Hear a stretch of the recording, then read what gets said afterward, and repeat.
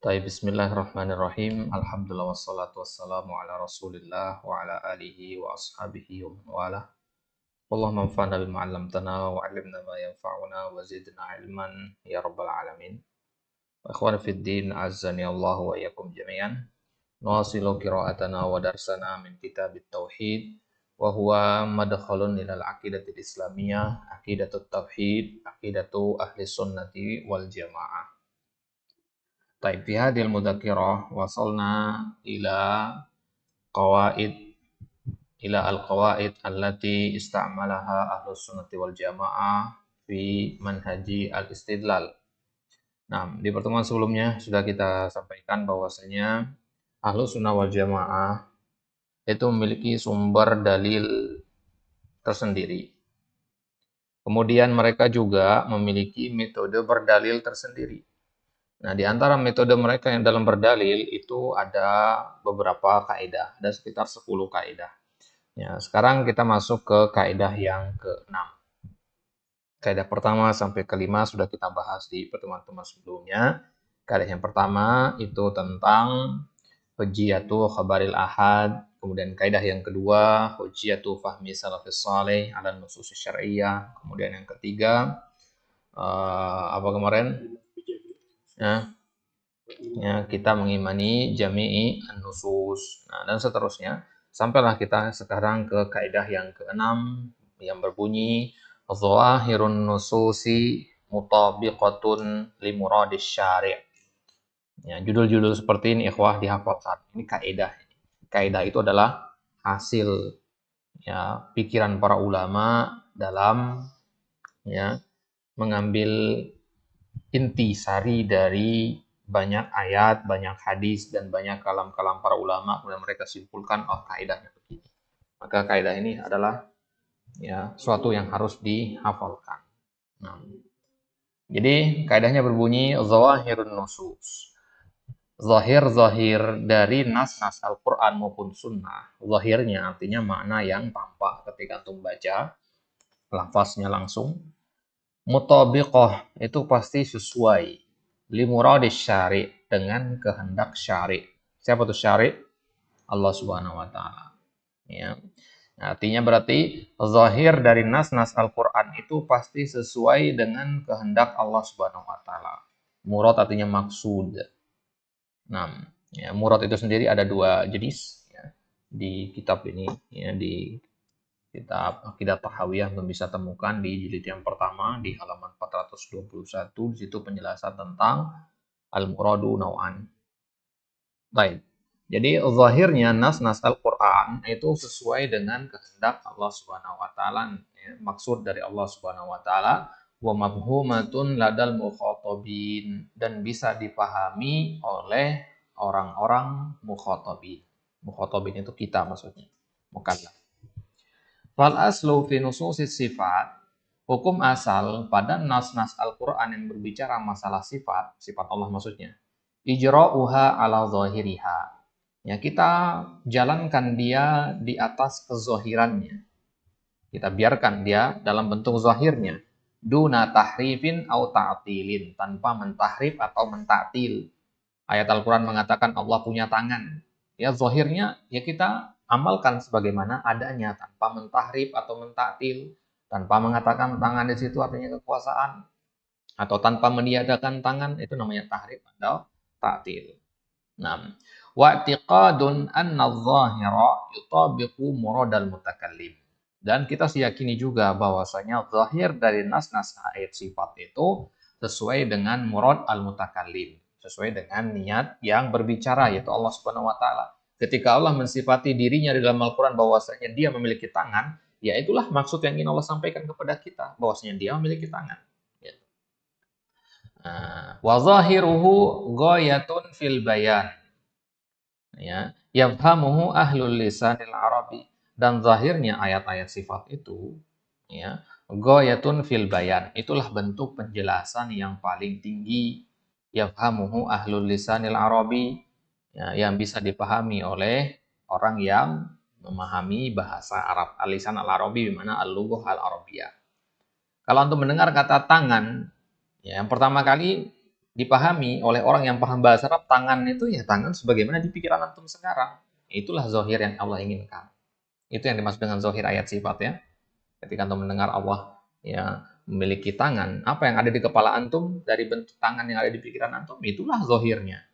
Ya, itulah yang dimaksud. Akan tetapi kan kita punya kaidah bahwasanya dia laisa kamitslihi syai'. Nah, pamuradul mutakallim innama yakunu fi nafsihi ya wala yu'rafu illa bil alfadz dalah alaihi. Karena logikanya begini. Niat dari orang yang berbicara itu ada pada dirinya sendiri. Wala yu'rafu, dan niat yang ada pada diri kita sendiri ini la yu'raf, tidak bisa diketahui kecuali dengan lafaz yang keluar dari lisan dan menunjukkan murad tadi. Paham maksudnya? Nah, Anda punya keyakinan di dalam hati, punya murad di dalam hati. Ya, murad ini Ana ingin sampaikan ke antum agar antum paham. Maka Ana menggunakan lafaz-lafaz yang sesuai dengan di dalam situ. Gitu, Bos. Paham maksudnya ya? Logikanya begitu. Ya, misalkan Ana ingin mengajarkan antum 4 tambah 5 sama dengan 9. Maka Ana akan gunakan lafaz-lafaz yang menunjukkan itu. Ya, kalau 4 tambah 5 sama dengan 9, Ana akan jelaskan. Kalau Ana punya apel 4 ditambah dengan ya, 5 apel lagi, totalnya ada 9. Itu lafaz-lafaz yang menunjukkan murad Ana. Sekarang masuk logika enggak? Kalau Ana ingin mengajarkan antum 4 tambah 5 sama dengan 9, tapi yang Ana ajarkan kepada antum 3 tambah 7 sama dengan 10. Kan enggak begitu? Ya, sesuai dengan murad apa tidak yang seperti itu? Tidak. Maka ketika Allah Subhanahu wa taala menyampaikan di dalam Al-Qur'an bahwasanya Dia memiliki tangan, ya, itulah muradnya. Ya, itulah murad yang ingin Allah sampaikan kepada kita melalui perantara ayat-ayat Al-Qur'an itu. Maka sebagaimana muradnya Allah, begitulah kita memahaminya. Nah, tanpa merubah-rubahnya. Ingat, ini hukum asal. Ya, namanya hukum asal itu pasti ada pengecualian-pengecualiannya nanti. Nanti maksudnya ya. Ya, wah antum mujassimah berarti nih. Enggak, perhatikan kalimat pertama tadi. Fal aslu, hukum asal. Nah, sebagaimana kita mengatakan hukum asal segala sesuatu itu adalah mubah. Daging babi haram. Ya. Nah, ini namanya hukum asal. Hukum asal itu berarti kondisi netral. Nah, kalau daging babi kan ada dalilnya, keluar dari hukum asal itu. Nah, baik. Jadi, muradul mutakallim, keinginan dari orang yang berbicara itu ada pada dirinya sendiri dan tidak akan kita ketahui keinginan itu kecuali dengan lafaz yang menunjukkan atas keinginan tadi. Wahina idin hatta na'rifa muradal mutakallim labudda an nafhama lughatal mutakallim. Maka kalau begitu, yang paling penting untuk mengetahui muradal mutakallim apa? Kita harus paham lughatal mutakallim. Nah, apa maksudnya? Satu-satunya sarana antum untuk memahami isi hati ana adalah dengan memahami ucapan. Ya. Kalau anda berbicara kepada antum dengan bahasa Prancis yang antum nggak pahami, ya mau bagaimanapun anda menyampaikan nggak akan tersampaikan murad itu. Kenapa? Karena antum nggak paham lughatul mutakallim. Nah, dari situ bisa antum simpulkan bagaimana seseorang memahami muradnya Allah Subhanahu wa taala kalau nggak paham lughatul Arabiyyah. Paham maksudnya? Nah. Alfaduha wa tarakibu tilkal alfaz. Apa itu lughatul mutakallim? Lafaz-lafaznya yang terucap. Wa tarakib, ya. Lafaz itu kata perkatanya ya. Alhamdu itu lafaz yang terucap.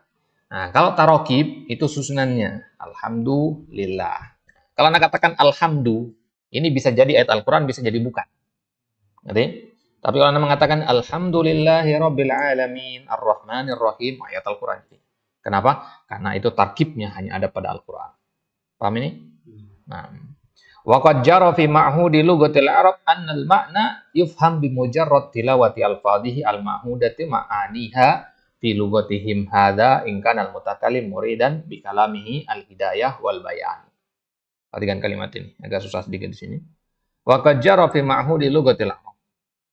Yang berlaku, jara artinya berlaku fi ma'hudi lughatil arab. Ya, ma'hud itu artinya sesuatu yang normal. Biasanya, gitu ya. Biasanya yang berlaku dalam bahasa Arab itu bahwasanya al-makna, suatu makna, suatu tujuan, suatu maksud yufham, bisa dipahami bimujarrad tilawati al-fadhihi, hanya dengan tilawati alfadhihi, membaca lafaz-lafaznya yang al-mahudatu ma'aniha, yang maknanya adalah makna yang normal juga fi lugatihim, dalam bahasa mereka. Artinya apa? Begini, ikhwan. Ketentuannya dalam bahasa Arab itu, ketika antum ingin menyampaikan sesuatu dengan menggunakan bahasa Arab, uridu an azhaba ilal masjid. Kan sebelum Anda ngomong kalimat itu ada keinginan dalam hati dulu, pengen pergi ke masjid kan. Gimana sekarang cara mengungkapkannya? Anda gunakanlah lafaz, ya. Anda susun kata-kata. Maka ya logikanya adalah makna yang ada dalam pikiran kita itu bisa dipahami oleh orang lain hanya dengan membaca atau mendengar omongan. Ngerti maksudnya? Ya. Kalau Anda misalkan bilang uridu an adhaba ilal masjid. Sudah tersampaikan belum pesan dalam pikiran? Sudah. Nah, kalau Anda tambahkan dengan gerakan uridu an adhaba ilal masjid, isyarat-isyarat gitu, pergerakan tangan, tersampaikan nggak informasinya? Tersampaikan. Tapi kalau hanya dengan lafaz saja, tanpa gerakan-gerakan tadi, tersampaikan atau tidak? Tersampaikan. Tapi kalau hanya dengan gerakan lisan, tersampaikan nggak? Tapi nggak ada suara. Atau dengan isyarat saja, tersampaikan nggak? Nah, itu maksudnya tilawati al-fadhi. Hanya cukup dengan tilawah lafaznya saja, antum bisa paham. Ngerti maksudnya? Tapi kalau ditambah dengan isyarat, justru lebih bagus lagi. Nah, itulah maksudnya begini, ikhwan. Ayat Al-Quran, itu hanya dengan antum baca, antum bisa paham. Tapi pemahaman itu tidak optimal sebagaimana kalau antum mempelajari bahasa Arab dan membaca kitab-kitab tafsir para ulama. Gitu maksudnya. Nah, jadi ucapan-ucapan yang berbahasa Arab, mau dia Al-Quran, mau dia hadis, mau dia kitab-kitab para ulama, antum bisa pahami ucapan tersebut hanya dengan membacanya di atas kertas itu. Akan tetapi, pemahaman itu tidak sebanyak pemahaman antum kalau antum sertai dengan kitab tafsir. Sama seperti kalau anak ngomong hanya dengan lafaz saja antum paham, tapi kalau pakai gerakan lebih paham antum. Ngerti maksudnya ya? Jadi butuh pendukung di situ. Nah, hadza in kana al-mutakallimu muridan bi kalamihi al-hidayah wal bayan. Ini kalau orang yang berbicara itu memang muridan, menginginkan, memaksudkan al-hidayah wal bayan, memberikan petunjuk dan menjelaskan. Kayak tadi Anda mengatakan, saya mau pergi ke masjid. Ini kan bayan, penjelasan begitu. Ya, coba di dalam Al-Qur'an, itu kan dari awal sampai akhir Al-Qur'an itu hidayah wal bayan isinya. Ya. Al-Qur'an itu kan huda, petunjuk. Ya, maka Allah Subhanahu wa taala ketika menyampaikan ya muradnya di dalam Al-Qur'an, yang Allah harapkan dari kita itu apa? Mendapatkan hidayah dan petunjuk. Ya, apa maksudnya ya? Allah itu nggak sekedar ngasih tahu gitu maksudnya. Coba antum baca ayat-ayat tentang neraka misalkan. Ya. Allah ceritakan neraka itu begini-begini. Apakah Allah hanya ingin menginginkan dari kita itu tahu neraka itu bagaimana sampai situ saja? Bas? Enggak. Gitu. Ya. Tujuannya adalah agar kita ngambil ibroh, ngambil pelajaran di situ. Ya, ambil tapakur, tadaburnya di situ. Nah, jadi ketika Allah menceritakan kepada kita kisah-kisah para nabi, kemudian kita sudah paham kisah itu nggak sampai sana berhenti. Nggak cukup paham doang, masih ada kelanjutannya, itu ngambil ibroh dari situ. Baik. Wala syakka, dan tidak ada keraguan, annallaha anzalal qur'ana hidayatun linnas. Al-Quran itu hidayah. Fawajaba hamluhu ala ma tujibuhu wa taqtadihi lughatul Arab. Maka wajib kita membawa Al-Quran itu kepada ya apa yang menjadi konsekuensinya bahasa Arab. Kayak tangan tadi. Ya, tangan dalam bahasa Arab apa? Itulah maknanya. Begitu. Ya, lagi viral masalah surat Asy-Syu'ara ditafsirkan dengan ya surat pemusik. Itu di bahasa Arab versi mana yang syair itu disamakan dengan musik? Ya, syair itu kan ada definisinya, antum pelajari dalam kitab adab. Ya, syair itu dalam ilmu balaghah antum jelaskan bahwasanya syair itu adalah kalamun jamilun balighun mu'assirun fil qalbi, kalamun di situ. Ucapan yang bagus yang sampai ke dalam hati dan memberi pengaruh. Itu syair. Ya, itu syair. Musik ya jelas, orang yang berlogika sehat tentu bisa ya, mudah sekali membedakan mana syair, mana musik gitu. Nah, maka menafsirkan surat Asy-Syu'ara dengan musik itu tentu sangat jauh sekali. Baik. Wa adillatu hadil qaidati katsiratun. Nah, apa dalilnya kaidah yang keenam ini? kaidahnya berbunyi apa tadi? Zahirun nusus, ya, bahwasanya zahir dari nas-nas Al-Qur'an itu adalah sesuai dengan murad asy-syari', muradul mutakallim. Dalilnya adalah yang pertama, qauluhu ta'ala nazala bihir ruhul amin ala qalbika litakuna minal mundirin bilisanin arabiyyin mubin. Ayatnya antum paham ya? Nggak perlu terjemahkan ayatnya ya. Kalau ada ayatnya antum perlu terjemahkan, kasih tahu.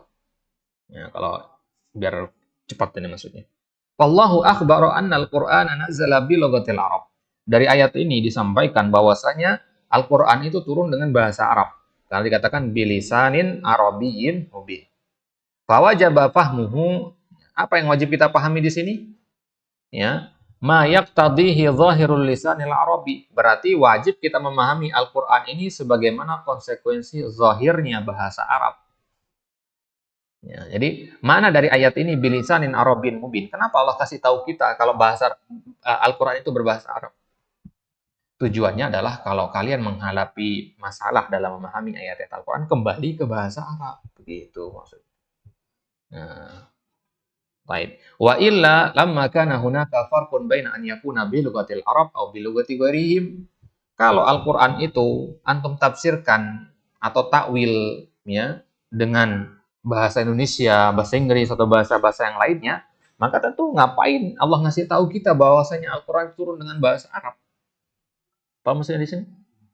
Nah, jadi ada isyarat yang luas sekali dari Allah di sini. Kenapa dikatakan bahwasanya Al-Quran itu berbahasa Arab? Kita semua tahu Al-Quran itu berbahasa Arab, tapi kenapa Allah ngasih tahu kita? Gitu. Bukan sekedar ngasih tahu. Gitu. Ya. Kitab Aqidah Tahawiyah ini dari awal sampai akhirnya pakai bahasa Arab. Nah, ketika Nabi bilang ke antum, kitab ini berbahasa Arab, ikhwan. Antum sudah tahu kitab ini berbahasa Arab. Ya, berarti bukan tujuan Anda ngasih tahu informasi itu kepada antum kan. Ada sesuatu di balik itu yang ingin sampaikan. Ya, apa maknanya? Bahwasanya kalau antum ingin paham kitab ini berarti harus memahami bahasa Arab, gitu maksudnya. Nah, berarti Al-Qur'an kalau ingin memahaminya harus memahami bahasa Arab. Maka di situ penulis mengatakan tadi wajib kita memahami Al-Qur'an itu sesuai dengan zahirnya bahasa Arab. Ya, zahirnya bahasa Arab. Nah, sekarang pertanyaannya bagaimana mengetahui zahirnya bahasa Arab yang bagaimana? Irji ilal ma'ajim, ilal qawamis, ya, kembali ke kamus-kamus. Ya. Maka ketika antum ingin menafsirkan, misalkan menjelaskan kepada orang umum, orang awam, ya, Allah memiliki tangan, ya. Tangan yang bagaimana? Tangan yang masuk di situ kembali ke kamus dalam versi bahasa dulu. Tangan lugotan apa? Secara bahasa apa? Kembali ke kamus, tangan itu apa? Ada nggak di dalam bahasa Arab tangan itu diartikan dengan kekuasaan? Gitu. Nah, maksudnya dalam bahasa Arab ini, kalau bahasa Indonesia bisa jadi punya ada. Tangan diartikan dengan bantuan dalam bahasa Inggris kan ada. Ya, give me a hand, itu kan artinya give me a help, gitu kan bantuan artinya. Itu dalam bahasa Inggris. Nah, tapi bukan begitu caranya. Caranya adalah dengan zahirnya bahasa Arab. Kembali ke kamus Tajul Arus, Mujam Maqayisil Lugha, Lisan al-Arabi, ya. Irji kepada kamus-kamus yang seperti itu. Baru antum ya temukan di situ. Nah, jadi dari ayat ini bisa kita simpulkan bahwasanya ya apa yang Allah ingin sampaikan di dalam Al-Qur'an ya itu pasti sesuai dengan zahirnya bahasa Arab. Karena Allah memilih bahasa Arab sebagai bahasa pengantarnya. Dalil yang kedua, ya, qaulu ta'ala afala yatadabbaruna al-Qur'an walau kana min indi ghairillah wa qala afala yatadabbaruna al-Qur'an am ala qulubin aqfaluha wa la yakunu dzalika illa bi fahmihi ala ma yaqtadihi dhahiru kalamil Arab. Tadabbur. Di ayat ini kan kita diminta tadabbur di dua ayat ini kan. Ya, kenapa kalian nggak tadabbur? Apakah hati kalian terkunci? Kenapa kalian nggak tadabbur? Nah, tadabbur itu bagaimana? Tadabbur itu tidak akan terwujud kecuali dengan memahami zahir kalamil Arab. Ya, tadabbur itu awalnya adalah dari lugohnya. Tadabbur itu kan artinya apa? Ya, ya, membaca dengan pelan, meresapi makna-maknanya dan mengambil ibroh. Itu namanya tadabbur. Baca pelan tadabbur itu. Di ayat alhamdulillahirabbil alamin. Antum baca pelan. Kemudian antum gali apa saja nilai-nilai yang antum bisa ambil dari situ dan terapkan dalam kehidupan sehari-hari. Itu namanya tadabbur. Nah, langkah pertama untuk tadabbur itu adalah kuasai lughahnya. Paham ini? Ya. Maka kalau ada orang tadabbur tanpa melihat tahapan lughah, bisa dipastikan ya hampir 100% dia itu akan tersesat dalam mentadabburi ayat tersebut. Nah, jadi kaidah tadabbur yang pertama adalah lalui pintu yang namanya lughah. Paham maksud ini? Nah, ya. Kenapa? Ya karena Al-Qur'an diturunkan dengan bahasa Arab, artinya ya bagaimana zahirnya bahasa Arab begitulah Al-Qur'an itu makna sebenarnya. Maka mustahil kita bisa tadabbur dengan benar tanpa melewati tahapan lughah ini dulu. Ya, nggak harus expert dalam masalah lughahnya ya. Nggak harus kita mendalami mutakhasis dalam masalah lughah. Ya, memahami ya, dasar-dasar lughah saja sudah cukup. Ya, kalau kita ngomong secara global ya, tapi kalau antum ingin takhasus ya tentu semakin antum dalami ya lughahnya, semakin dalam juga antum mengkaji ayat Al-Qur'an. Wa illa ikhtalafatil ara' wa tafarraqatil ummah wa lam yakun qaulul ba'd hujjatan 'alal akhar. Perhatikan di situ. Kalau nggak begitu, ya pendapat-pendapat orang pasti akan berbeda-beda dan umat akan terpecah belah. Yang satu menganggap ayat ini maknanya ini, yang satu menganggap ayat ini maknanya begini. Terjadi perpecahan di situ. Nah, paham maksudnya di sini ya? Ya, inilah yang terjadi di zaman dahulu, ikhwan. Ya, di zamannya Utsman itu. Ya. Ketika kaum muslimin berpendapat ayat ini maknanya begini, karena ya si orang yang pertama ini mengatakan kan bahasa Arab itu begini, ikhwan. Bahasa Arab itu kan dia punya yang namanya lahjah. Tahu lahjah? Dialek maksudnya. Bahasanya sama orang Arab itu, bahasa Arab semua, tapi lahjahnya beda-beda. Ada suku yang dia akhiran katanya pasti pakai mim semua. Ila ainam tadhhabum. Ya, mau kemana? Ila aina tadhhabu. Ya, pakai mim semua. Ibnum dikatakan. Ya, semua pakai mim. Ada yang dia qaf jadi ghain. Ya. Nah, qaf itu jadi ghain. Qala. Qala ta'ala dibacanya qala ta'ala. Ya. Ada yang dia membaca alif layyinah itu dengan ya, dengan imalah, wadduhi dan sebagainya. Ya, jadinya dan itu semua adalah bahasa Arab. Nggak ada yang salah dari bahasa-bahasa itu. Nanti maksudnya?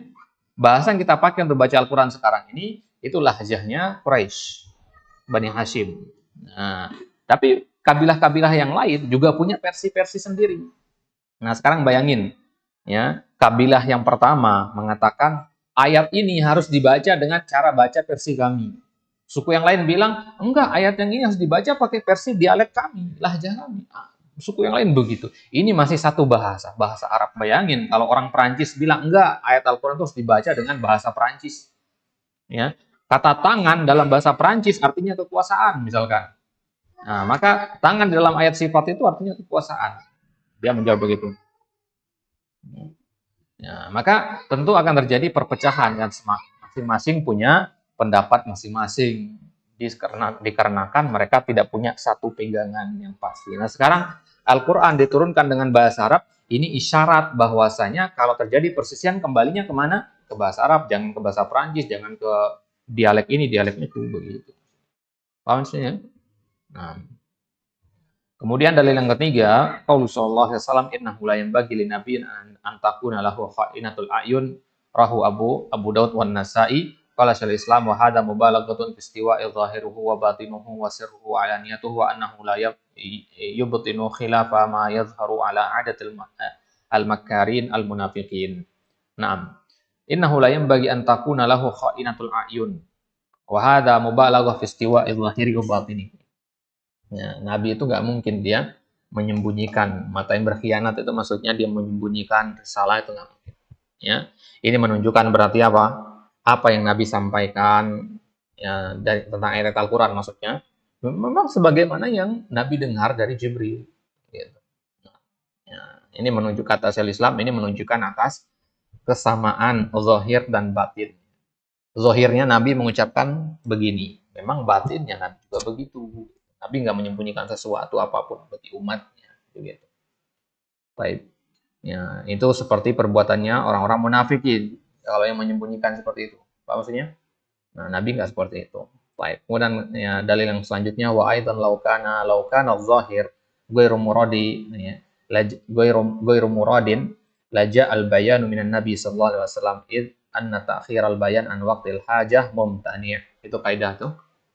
Ta'khirul bayan an waqtil hajah mumtani'. Ya, ta'khirul bayan artinya mengakhirkan penjelasan dari waktu dia dibutuhkan itu hukumnya terlarang. Ya, mengakhirkan penjelasan dari waktu dibutuhkannya itu hukumnya terlarang. Apa maknanya?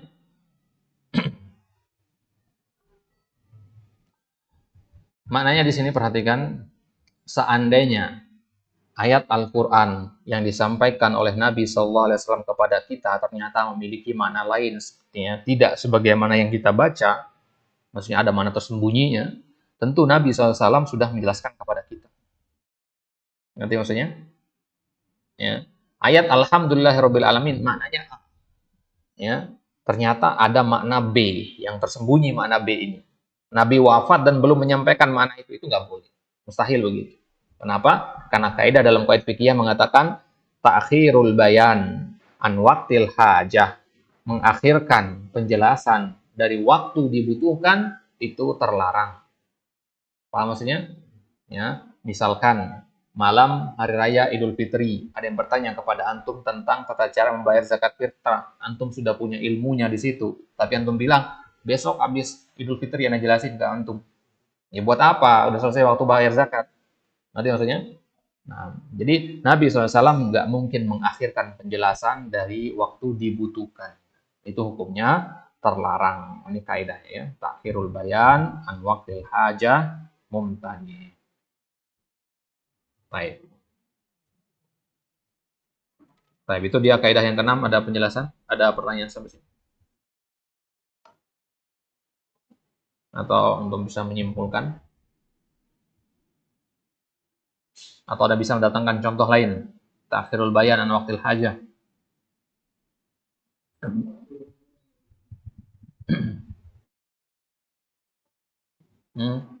Itu sebuah fatwa. Apa? Fatwa. Fatwa. Ya macam-macam. Bayan itu ada 7 macam kan. Ulama Syafi'iyah membagi bayan itu ada 7. Bayan bil qaul, bayan bi mafhumil qaul, bayan bil fi'il, bayan bi iqrar, macam. Bayan bil isyarah. Fatwa itu kan macam-macam bentuknya.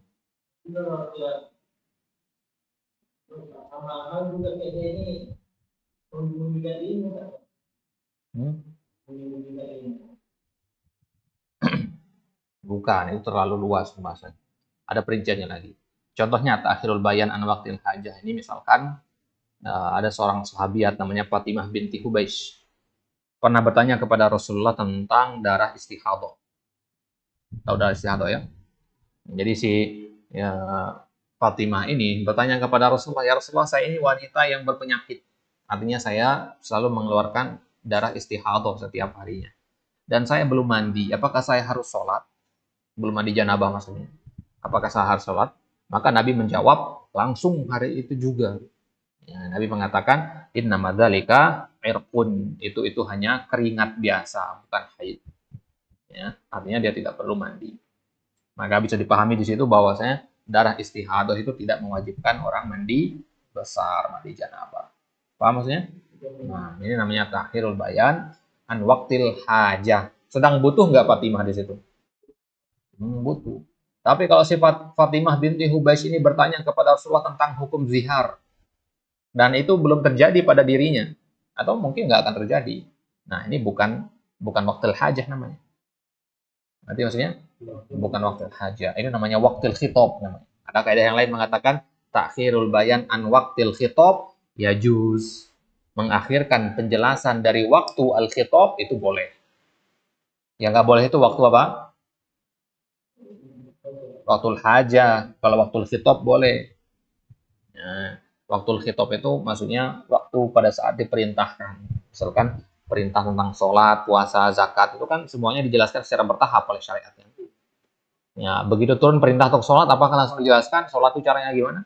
Enggak. Ya. Ya, siapkan mental dulu. Wahai kau orang-orang yang ya, mengaku diri muslim, kalian diperintahkan sholat. Para sahabat bingung sholat itu gimana, belum dijelasin ini. Ya. Tapi mereka dalam hati sudah tertanam, oh bahwasanya sholat ini sesuatu yang wajib. Bagaimanapun kaifiatnya nanti diajarkan dia wajib. Gitu. Maksudnya ya, sama seperti yang antum ajarkan anak antum, ya. Ya, anak antum masih usia 3 tahun, bilang, nah kamu besok harus sekolah. Belum waktu usianya. Ya, dan sekolah juga dia nggak tahu sekolah itu apa. Tapi ketika waktunya sekolah dia nanti jadi tahu. Oh sekolah yang dulu dimaksudkan sama bapak saya ini. Gitu. Jadi itu namanya waktul khitab. Ini kalau antum bahas di usul fikih masuk ke kaidah pembahasan mujmal dan mubayyan. Ya, mujmal dan mubayyan. Untuk akan temukan di situ nanti takhirul bayan an waqtil hajj.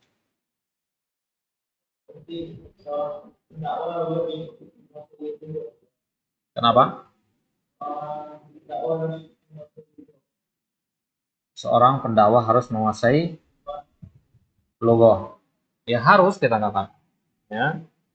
Ya. Dakwah itu kan artinya mengajak. Ya. Dan antum harus mengajak seseorang kepada hal yang tentunya antum sangat yakini dengan baik, gitu kan. Nah, ya namanya dai itu kan ada dua, dai yang kokoh dan yang tidak, begitu kan. Ya. Tapi jangan ini antum kemudian pahami, saya nggak akan berdakwah sampai saya kokoh, nggak, bukan begitu ya. Ya balighu anni walau ayat, sampaikan dariku meskipun satu ayat saja.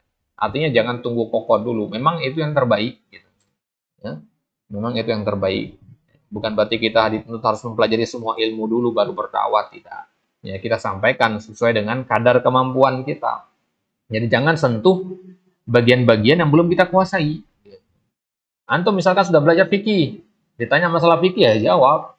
Tapi kalau belum belajar qawaid fikih atau usul fikih, ditanya masalah itu ya jangan dijawab.